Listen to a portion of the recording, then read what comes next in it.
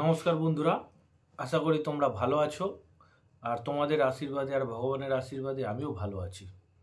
আজকে চলে এলাম একটা নতুন টপিক্সের মাধ্যমে তোমাদের সামনে এসে উপস্থিত হয়েছি। তা টপিক্সটা হচ্ছে ক্লাচ প্লেট। ক্লাচ প্লেট হচ্ছে গাড়ির একটা গুরুত্বপূর্ণ উপাদান বা অংশ বলতে পারো। তা ক্লাচ প্লেটের সাথে আরেকটা গুরুত্বপূর্ণ উপাদান হচ্ছে ক্লাচ প্লেটের বন্ধু বলতে পারো। বন্ধু ছাড়া যেমনি একটা বন্ধু চলবে না, ক্লাচ প্লেটের বন্ধু হচ্ছে আনুষঙ্গিক অংশ হচ্ছে প্রেসার প্লেট, যেটা ক্লাচ প্লেটকে পাওয়ার দেয়। নামটা শুনেই বুঝতে পারছো, প্রেসার প্লেট। ঠিক আছে, তা আজকের বিষয়বস্তুটা তোমাদের আলোচনার বিষয় যেটা হচ্ছে ক্লাচ প্লেটকে নিয়ে। আজকে টোটাল ভিডিওটাই হবে ক্লাচ প্লেটের, ক্লাচ প্লেটকে কীভাবে আমরা নিরাপদে রাখবো, সুরক্ষিত রাখবো, কিভাবে গাড়ি চালালে, কিভাবে গাড়িটা ব্যবহার করলে দীর্ঘদিন গাড়িটাও ভালো থাকবে আর তোমার ক্লাচ প্লেটটাও ভালো থাকবে। আর ক্লাচ প্লেট কীভাবে ক্ষয় হচ্ছে আমাদের জানা আনজানাতে, জেনে বুঝে বা অজান্তে কি করে আমাদের ক্লাচ প্লেটটা খারাপ হচ্ছে, আর কিভাবে আমরা এই জিনিসটা থেকে, এই অজান্তে যে ক্লাচ প্লেটটা যে খারাপ হচ্ছে, কিভাবে আমরা এই খারাপ হওয়া থেকে ক্লাচ প্লেটটা যে খারাপ হয়ে যাচ্ছে এই জিনিসটা থেকে কিভাবে আমরা এড়িয়ে চলব। এইভাবে যদি ব্যবহার করতে পারি বাইকটা আমরা বা চালাতে পারি, আমাদের ক্লাচ প্লেট কোনোদিনই খারাপ হবে না একটা নির্দিষ্ট সময় পর্যন্ত। কিন্তু অনির্দিষ্ট কাল পর্যন্ত তো ক্লাচ প্লেট ভালো থাকবে না, চেঞ্জ করতেই হবে। কিন্তু একটু বেশি সময় যদি ক্লাচ প্লেটটা চলে আমাদের পকেটে চোট পড়বে না। চলো সঙ্গে থাকো। তা কিছু কিছু গাড়িতে কপাল খারাপের জন্য ম্যানুফ্যাকচার ডিফেক্ট হয়ে যায়, ডিফেক্ট থেকে যায়, আমরা বুঝতে পারি না। ক্লাচ প্লেটটা এখন তো গাড়ির কোম্পানি তোমার প্রোডাকশনের উপর ধ্যান দেয়, ব্যাপার গাড়ি কিভাবে ঠিকঠাক ফিটিং হচ্ছে কি না হচ্ছে সেই দিকে ধ্যান নেই, গাড়ির কোয়ান্টিটির উপরে ধ্যান দিচ্ছে, প্রোডাকশনের উপরে ধ্যান দিচ্ছে। সেলিং যাকে বলে, মার্কেটিং লাইন হয়ে গেছে, হাজার হাজার লাখ লাখ গাড়ি তৈরি হচ্ছে। কতটা ধ্যান দিচ্ছে কি না দিচ্ছে জানি না, কোনো কারণে হাজার বা লাখ খানেক গাড়ির মধ্যে একটা দুটো গাড়ি ম্যানুফ্যাকচার ডিফেক্ট বেরিয়ে যায়।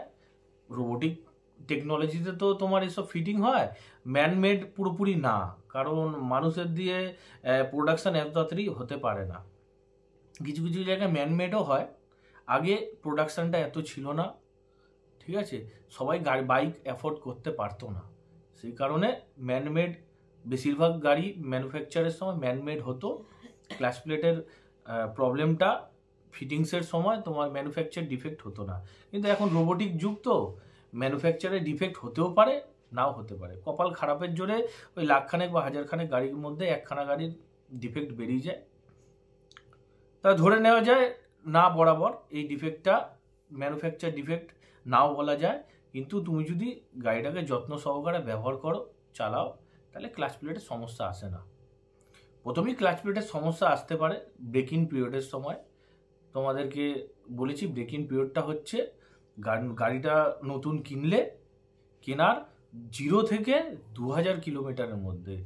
এই সময়ের মধ্যে আমরা এক্সাইটমেন্টের মধ্যে থাকি, গাড়িটা আমরা যেমন খুশিভাবে চালাই, ব্যবহার করি, এতেই প্রথমে ক্লাচ প্লেটটার উপর চোট পড়ে যায়।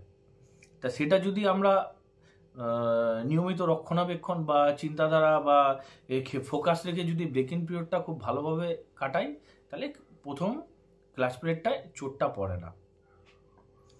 সেই সময়টা একটু ধ্যান রাখতে হয়, ফার্স্ট চোট ওখানেই পড়ে। আমি যত বাইকারদের দেখেছি, গাড়ি দেখেছি, ফার্স্ট চোটটা ওখানেই পড়ে। ওভারলোড ক্যারি করে, সার্ভিসিংয়ে ঠিক টাইম মতো যায় না। ফার্স্ট ব্রেকিং পিরিয়ডে তোমার ফার্স্ট সার্ভিসিংটা তোমার 0 থেকে 500 কিলোমিটার মধ্যেই ওই কোম্পানির যে ইঞ্জিন অয়েলটা আছে ওটা তোমার ড্রেন আউট করে দিতে হয়, ফেলে নতুন মোবিল তোমার ইঞ্জিন অয়েল তোমার ভরতে হয়।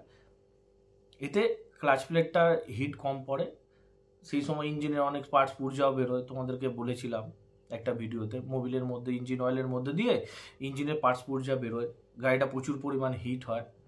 ঠিক আছে, তার মধ্যে যদি আমরা ওভারলোড গাড়িটাকে চালাই আর হাই রেসে চালাই গাড়িটাকে ওভার স্পিড, যেটা ইকোনমির উপরে 80, 100, 120, 110, 130 যদি খিচে তুলে দিই, ব্যাস হয়ে গেল ক্লাচ প্লেট। কারণ কি, ক্লাচ প্লেটটা সবে নতুন ফিটিং হয়ে এলো। ক্লাচ প্লেটটা ইঞ্জিনে চলতে অ্যাডজাস্টমেন্ট হতে একটা নির্দিষ্ট সময় লাগে, 2 থেকে 5,000 কিলোমিটার।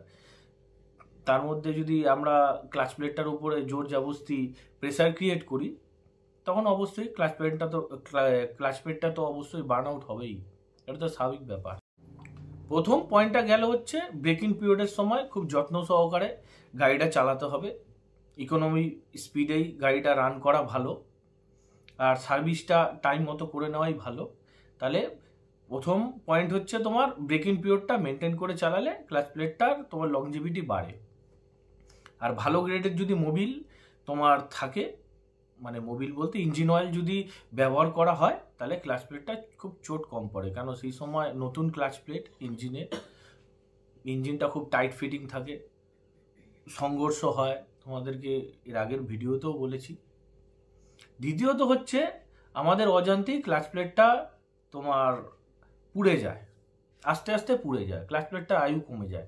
কিভাবে? আমরা বাইকে গিয়ার দেওয়ার সময় কিন্তু বেশিরভাগ, আমারও একটা বদ অভ্যাস আছে, তোমাদের হয়তো থাকতে পারে, আমরা কিন্তু হাফ ক্লাচ করি, হাফ ক্লাচ, জাস্ট ক্লাচটা প্রেস করেই গিয়ারটা দিয়ে দিই, ফুল কিন্তু ক্লাচটা প্রেস করি না। এইটা হচ্ছে সব থেকে বড় একটা আমাদের ভুল। ক্লাচ প্লেটটা পুড়ে যাওয়ার অন্যতম একটা ভুল হচ্ছে আমরা গাড়িটাকে গিয়ার দেওয়ার সময় কি গিয়ার কমানোর সময় আমরা সবসময় হাফ ক্লাচ করি। হাফ ক্লাচ করা যাবে না। গিয়ার বাড়ানোর সময় হোক কি গিয়ার কমানোর সময় হোক, গাড়ির ক্লাচটাকে ফুল প্রেস করে তোমার, ঠিক আছে? তৃতীয়ত, রাস্তায় চলছি, আমাদের বন্ধু বান্ধবদের সাথে দেখা হচ্ছে বা কোনো জায়গায় কোনো কিছুতে আমরা রাইড করতে বেরিয়েছি, ঠিক আছে? হঠাৎ করে বন্ধু বান্ধবের সাথে দেখা হলো, তার সাথে হঠাৎ করে দাঁড়িয়ে কথা বলছি। সেই সময় কি করছি আমরা 10-15 সেকেন্ড, আধা ঘন্টা, 10-15 সেকেন্ড, 30 সেকেন্ড, 50 সেকেন্ড কথা বলতে বলতে গাড়িটা গিয়ারে রেখে ক্লাচ ধরে স্টার্ট অবস্থায় রেখে দিচ্ছি। ক্লাচ পুড়ে যাওয়ার অন্যতম আরেকটা কারণ হচ্ছে গল্প করছি, আরে ভাই কমসে কম নিউট্রালটা তো কর। First gear, second gear, third গিয়ারে ক্লাচটা ধরে রেখে দিচ্ছি, ঝটকা দিয়ে বন্ধ হচ্ছে। কোনো সময় ঝটকা দিয়ে বন্ধ হলো, ক্লাচেও চোট পড়লো, ইঞ্জিনের ভেতরেও চোট পড়লো। যখনই কোনো জায়গায় দাঁড়ানোর পরিস্থিতি হবে, যদি স্টার্টে রাখো গাড়িটা, নিউট্রাল করে রাখো, ক্লাচ প্রেস করে গিয়ারে রেখে কোনো দরকার নেই। অন্যতম একটা কারণ। তৃতীয়ত, আমরা যখন বাম্পার ক্রস করি, first gear, second gear, third gear, কোনো gear, fourth gear, fifth gear, কোনো আমরা মানে কেয়ার করি না। যেরকম অবস্থাতে আছে ক্লাচটা ধরলাম, ধরে বাম্পারটা ক্রস করেই ব্যাস। দেখবে বেশি গিয়ারে থাকলে গাড়ি ঝটকা দেবে, বেশি গিয়ারে থাকলে গাড়ি বাম্পার ক্রস করার পর ঝটকা দেবে, ঝটকা দিয়ে বন্ধ হয়ে যাবে। ওখানে ক্লাচ পুড়ে যাওয়ার অন্যতম একটা কারণ। বাম্পার ক্রস করার সময় অবশ্যই ফার্স্ট থেকে সেকেন্ড গিয়ার সব থেকে ভালো হয়। তোমরা যদি ক্লাচটা পুরো প্রেস করে ফার্স্ট গিয়ারে বাম্পারটা ক্রস করো, ক্লাচে প্রেসার পড়বে না। ফার্স্ট গিয়ারে ক্লাচের পাওয়ার খুব বেশি হয়, দেখবে উপরে ওটা কোনো ব্রিজ বা কোনো পাহাড়ি অঞ্চলে তোমরা হয়তো রাইড করেছো কি করোনি জানি না, কোনো উঁচু জায়গায় উঠতে গেলে দেখবে ফার্স্ট গিয়ারে তোমরা উঠবে, খুব গাড়িটা পাওয়ার পাবে। ফার্স্ট গিয়ারের প্রেসার কিন্তু সব থেকে বেশি। গিয়ার কমিয়ে ওঠো, টপ গিয়ার নেওয়ার দরকার নেই। যখনই উঁচু জায়গায় ওঠার পরিস্থিতি হবে, ক্লাচ পুরোটা প্রেস করে গাড়ির গিয়ার কমিয়ে নাও, ঠিক আছে? এতে ক্লাচে কম প্রেসার পড়ে। ক্লাচ অবশ্যই উঁচু জায়গায় উঠলেও প্রেসার পড়লেও ক্লাচ ভালো থাকবে। গিয়ার রেশিওটা কমিয়ে নাও। নতুন ড্রাইভ করতে শিখেছো, নতুন গাড়ি চালাতে শিখেছো, অথবা নতুন একটা বাইক কিনেছো, সেই বাইকে হয়তো শিখছো, অবশ্যই ক্লাচে চোট পড়বেই, এটা ধরে নাও, অবধারিত। নতুন গাড়ি শেখার সময় বা চালানোর সময় যারা নতুন ড্রাইভিং শিখেছো, তারা ক্লাচ মেনটেন, যে সমস্ত পয়েন্টগুলো বলছি, কেউ মেনটেন করে চালায় না। তা সেখানেই তো ক্লাচে চোট পড়ে যায় ভাই, কারোর তো কিছু করার নেই।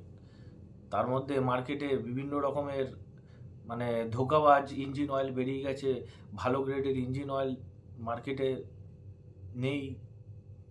নেই মানে একদম নেই তা না, তোমাকে খুঁজে খুঁজে ভালো গ্রেডের ইঞ্জিন অয়েল ব্যবহার করতে হবে। ক্লাচ প্লেট কিন্তু গাড়ির স্পিডের সঙ্গে কিন্তু সম্পর্কে আবদ্ধ, যাকে বলা যায়। গিয়ার রেশিও, গাড়িতে যে কটাই গিয়ার থাকুক, সে 5টা গিয়ার থাকুক, 4টে গিয়ার থাকুক, কি 6টা গিয়ার থাকুক। স্পোর্টস ভার্সন গাড়িতে সাধারণত 6টা গিয়ার থাকে। আমাদের কমিউটার সেগমেন্টের বাইক, যেমনি 150 সিসি বলো বা 200 সিসি বাইক বলো, বেশিরভাগ গাড়িতে 5th গিয়ার থাকে, 5টা গিয়ার। প্রত্যেকটা, আমার বলার উদ্দেশ্য হচ্ছে, প্রত্যেকটা গাড়ির গিয়ারের সঙ্গে স্পিডের একটা সম্পর্ক থাকে। মানে সঠিক গিয়ারে সঠিক স্পিড যদি চালানো যায়, ক্লাচ প্লেটে কিন্তু চোট কম পড়ে। তোমাদেরকে বলছি, অবশ্যই বলবো, ধরো ফার্স্ট গিয়ারে স্পিডের সাথে রেশিও হচ্ছে 0 থেকে 10-15 স্পিড, ঠিক আছে? এই যদি মেনটেন করতে পারো খুব ভালো, ক্লাচে চোট পড়বে না। দ্বিতীয় নম্বর গিয়ার হচ্ছে 15 থেকে 20 বা 25। তৃতীয় নম্বর গিয়ার হচ্ছে তোমার 20 থেকে 30 বা 25 থেকে 30 বা তার উপরে, ঠিক আছে? চতুর্থ নম্বর গিয়ারের রেশিও হচ্ছে তোমার এবার 30-এর উপরে। 30-এর উপরে তুমি দাও, দেবে গাড়িতে কোনো প্রবলেম নেই। 30-এর উপরে দিয়ে চালাও। চতুর্থ 4টে গিয়ারের গাড়ি যেগুলো, স্প্লেন্ডার আছে, প্যাশন আছে, 4টে গিয়ারে তোমার 30-এর উপর চালাও। টপ গিয়ার মানে 4টে গিয়ারের গাড়ি, সেটাকে টপ গিয়ার। লাস্ট গিয়ার হচ্ছে 4টে 100 সিসির গাড়ি যেগুলো ছিল, BS3। ফোর্থ গিয়ারে তুমি 30-এর উপর চালাও, গাড়িতে ক্লাচ প্লেটে চোট পড়বে না। 30 হলেই ফোর্থ গিয়ার। এরপর আপগ্রেড হয়েছে বাইকগুলো, 125 এসছে, 150 এসছে, সব 5th গিয়ার হয়ে গেছে। 30-এর উপর চালাও, কোনো ব্যাপার নেই। 5th গিয়ারে তুমি 30-এর উপরও চালাও, 30, 40, ইকোনমি 40 থেকে 50-এ চালাও 5th গিয়ারে, কোনো রকম ক্লাচে চোট পড়বে না। এবার তুমি first gear, second gear race করার জন্য বাইকগুলো তুমি টেনে দিচ্ছ, ফার্স্ট গিয়ারেই তোমার 30, 40, 50 খিচে তুলে দিচ্ছ রেস করার জন্য, তাহলে তো অবধারিত ক্লাচে তো চোট পড়বেই। অবশ্যই মাথায় রাখবে, কিন্তু অবশ্যই এগুলো করা যাবে না। কোনো কারণে বেরিয়েছো রাইডে, সিগন্যাল পড়ে গেছে, সিগন্যালে দাঁড়িয়ে আছো, গাড়ি ক্লাচ ধরে গিয়ারে দাঁড়িয়ে আছো, 10 সেকেন্ড 15 সেকেন্ড ক্লাচ বার্ন হচ্ছে। অযথা ক্লাচ ধরে রাখা যাবে না। ক্লাচ ধরেও সামান্য প্রেস করেও চালানো যাবে না। ক্লাচের সতর্কতা অবশ্যই রাখতে হবে। ক্লাচ যত ধরবে তত গাড়িতে ক্ষতি, ক্লাচ পুড়বে। কত পয়সা ঢালবে? 5,000, 10,000, 15,000 কি ক্লাচ প্লেট ফেলে দিতে হবে? ক্লাচ প্লেটের সাথে আগেও বলেছি, তোমার প্রেসার প্লেটের বন্ধুত্ব আছে। ক্লাচ প্লেটের সাথে ক্লাচ প্লেট গেলে প্রেসার প্লেটও যাবে, টান উঠবে না গাড়ি। যখনই টান উঠবে না, অনেকে শুধু ক্লাচ প্লেট চেঞ্জ করেই ছেড়ে দেয়। না ভাই, হবে না। ক্লাচ প্লেট চেঞ্জ করলে ক্লাচ প্লেটের হাবও চেঞ্জ করতে হবে, প্রেসার প্লেটও চেঞ্জ করতে হবে, সব ক্ষয়ে যায়। আর সব থেকে বেশি ক্ষয় যদি তুমি normal engine oil long time ব্যবহার করো। নর্মাল ইঞ্জিন অয়েল বা কম গ্রেডের ইঞ্জিন অয়েল যদি তুমি ব্যবহার করো লং টাইম পর্যন্ত, ক্লাচ প্লেট ক্ষয়ে যাবে। ভালো গ্রেডের ইঞ্জিন অয়েল ব্যবহার করো। সেমি সিনথেটিক ঢালো, ফুললি সিনথেটিক ঢালো না, কি আছে? আরে দুটো পয়সা তুমি ইঞ্জিন অয়েলে দেবে। ইঞ্জিন অয়েল তো তোমার মানুষের শরীরের রক্তর মতো, রক্ত যত ভালো হবে তত শরীর স্বাস্থ্য ভালো থাকবে। ইঞ্জিন অয়েলটা ভালো কোয়ালিটির ঢালো, দেবে ক্লাচ প্লেটের ক্ষয় কম হবে। ক্লাচ প্লেটের ক্ষয় হলেই গাড়ি থেকে বার্নিং পোড়া গন্ধ মারবে, টুকরো হয়ে ক্লাচ প্লেট তোমার ইঞ্জিন অয়েলের মধ্যে দিয়ে বেরোবে যখন ইঞ্জিন অয়েল ড্রেন করবে। তখন ক্লাচ প্লেট গেল। ক্লাচ প্লেট গেলে, ক্লাচ প্লেট খারাপ হয়ে গেলে তোমার গাড়ির স্পিড উঠবে না। ক্লাচ প্লেট গেলে গাড়ির স্পিড উঠবে না, ঠিক আছে, যতই চেষ্টা করো, ঠিক আছে। আর পুরনো গাড়ির ক্ষেত্রে বলছি, ক্লাচ প্লেট কেউ যদি চেঞ্জ করে থাকো বা চেঞ্জ করতে যাচ্ছ, অবশ্যই অরিজিনাল মেটেরিয়াল তোমরা চেঞ্জ করবে, অরিজিনাল মেটেরিয়াল তোমরা নেবে। পুরনো জিনিস ফেলে, পুরনো ক্লাচ প্লেট ফেলে কোনো দিনই পয়সা বাঁচানোর জন্য লোকাল জিনিস, লোকাল কম টাকার মধ্যে কোনো জিনিস ব্যবহার করবে না। অবশ্যই মিস্ত্রি যেই জিনিসটা দিচ্ছে সেটা কিন্তু যাচাই করার চেষ্টা করবে যে লোকাল না অরিজিনাল। অবশ্যই অরিজিনাল স্পেয়ার পার্টসই গাড়িতে ব্যবহার করবে। দুটো পয়সা বাঁচানোর চক্করে পুরো তোমার কাজটাই বৃথা হয়ে যাবে। অবশ্যই অরিজিনাল ক্লাচ প্লেট, অরিজিনাল ব্যবহার করলে অরিজিনালের মতোই সার্ভিস পাবে, বেশি দিন লং টাইম ক্লাচ প্লেটটা চলবে। আর যদি লোকাল ক্লাচ প্লেট চেঞ্জ করো, অল্প সময় ক্লাচ প্লেট টুকরো টুকরো হয়ে তোমার ইঞ্জিন অয়েলের মধ্যে দিয়ে পুরো ইঞ্জিনের সার্কুলেশনটাই নষ্ট করে দেবে, ইঞ্জিনটাও ভোগে পাঠিয়ে দেবে। সতর্কতা অবশ্যই মেনে চলবে। যাই হোক, ভিডিওটা লেন্দি করলাম না, অল্পর মধ্যে ভিডিওটা করার চেষ্টা করলাম। আশা করি তোমাদেরকে ক্লাচ প্লেটের সম্বন্ধে অভিজ্ঞতাটা দিতে পেরেছি। যদি ভালো লেগে থাকে অবশ্যই ভিডিওটা লাইক, কমেন্ট আর সাবস্ক্রাইব অবশ্যই করবে বন্ধুদের মধ্যে। চলো, টাটা।